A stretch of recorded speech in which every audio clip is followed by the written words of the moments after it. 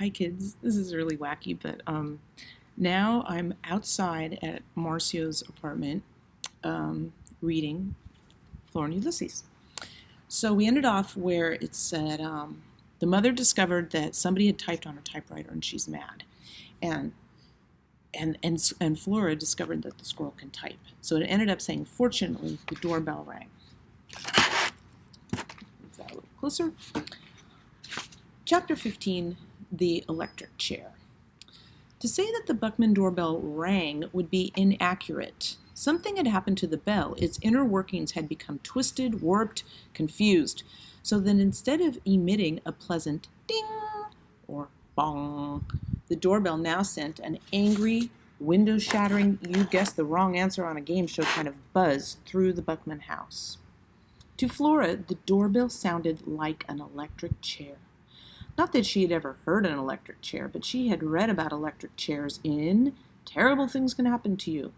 That particular installment of the comic had not contained any advice other than that it would be best to avoid getting to a place in your life where you might have to face the electric chair and any noises it was capable of making. Flora had found it to be vaguely threatening and not at all useful issue of terrible things. Anyway, that's your father, said Flora's mother. He rings that doorbell just to make me feel guilty. The doorbell buzzed and crackled again. See, said her mother. Flora didn't see.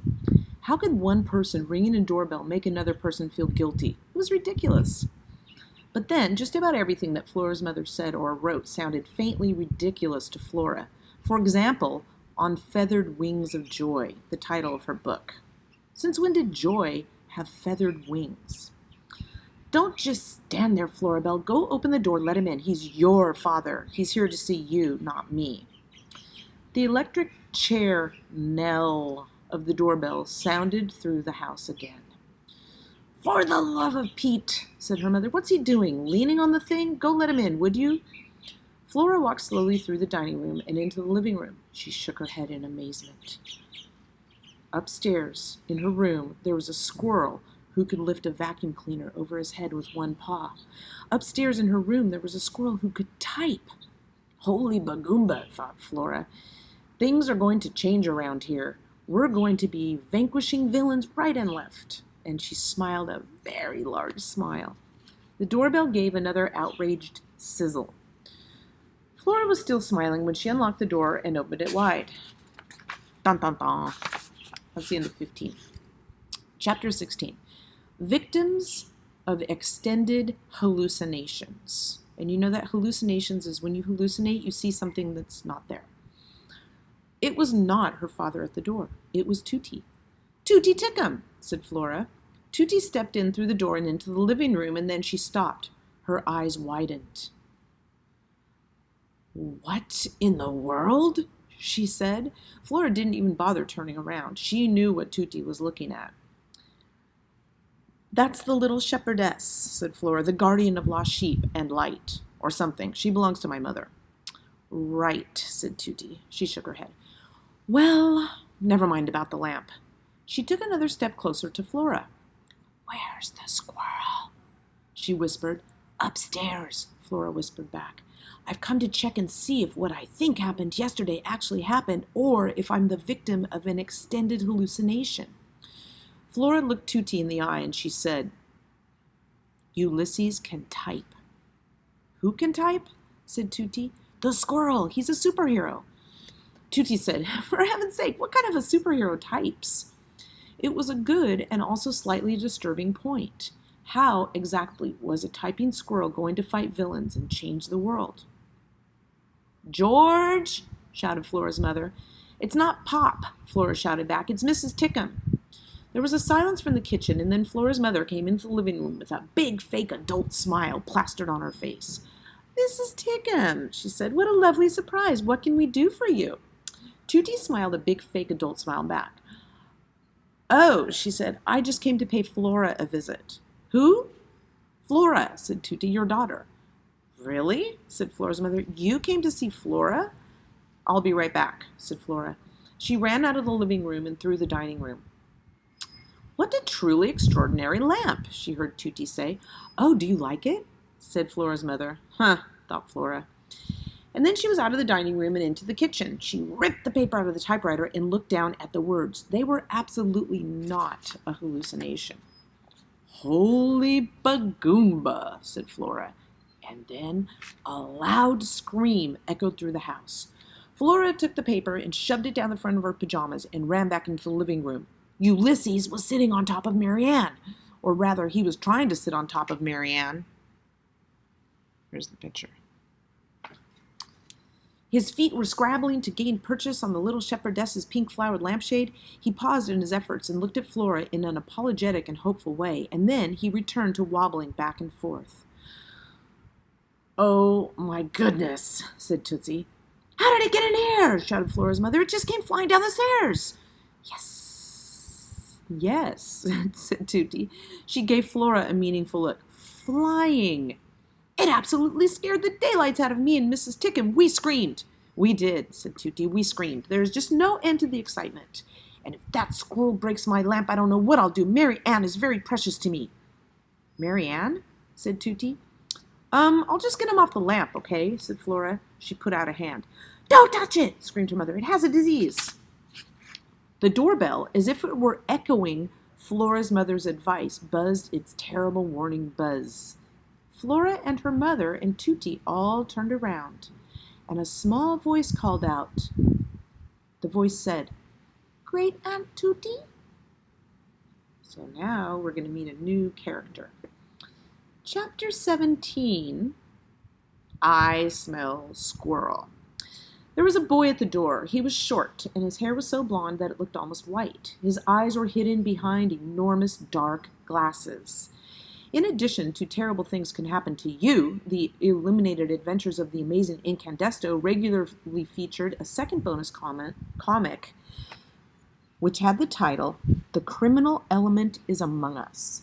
The criminal element gave very specific pointers on how to never, ever be fooled by a criminal, and one of the oft-repeated dictums of the criminal element was that the best way to get to know a person was to look him or her directly in the eye. Flora tried to look the boy in the eye, but all she saw was a reflection of herself in his dark glasses. She looked short and uncertain, like an accordion in pajamas. William, said Tootie, I told you to stay put. I heard screaming, said the boy. His voice was high and thin. I was concerned. I came as fast as I could. Unfortunately, on the way over here, I had a small but extremely violent encounter with some variety of shrub, and now I'm bleeding. I think I'm bleeding. I'm pretty sure I smell blood, but no one should be concerned. Please don't overreact. This, said Tootie, is my nephew.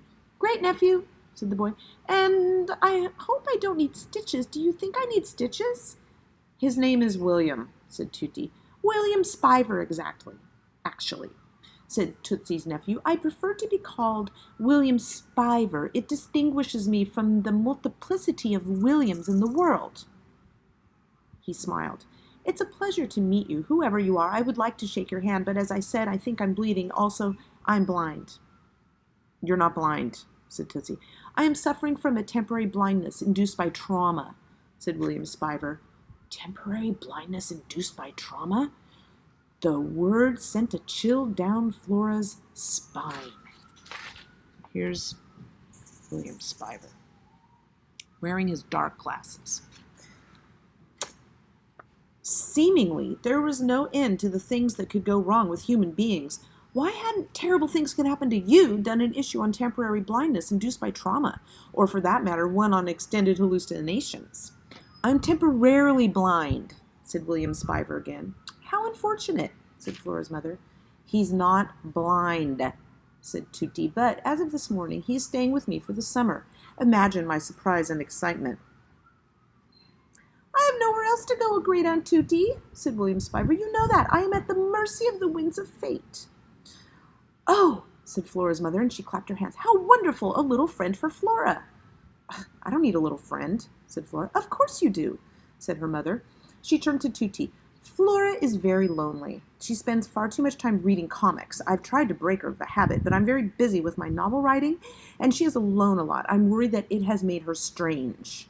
I'm not strange, said Flora. This seemed like a safe statement to make when someone as truly profoundly, deeply strange as William Spiver was standing beside her. "I would be happy to be your friend," said William Spiver, "honored." And then he bowed. "How lovely," said Flora's mother. "Yes," said Flora, "how lovely." "The blind," said William Spiver, "even the temporarily blind, have an excellent sense of smell." "Oh, for heaven's sake," said Tootie, "here we go. I have to tell you that I smell something out of the ordinary, something that is not usually smelled within the confines of the human domestic sphere," said William Spiver. He cleared his throat. "I smell squirrel." Squirrel! Confronted with the spectacle of William Spiver, they had forgotten all about Ulysses. Flora and her mother and Tootie all turned and looked at Ulysses. He was still on top of Mary Ann. He had managed to balance himself on the small blue and green globe that was at the center of the lampshade. "That squirrel," said Flora's mother. "He's rabid, diseased. He's got to go." And I think I'm going to stop there because the next chapter is a little bit longish. Few words.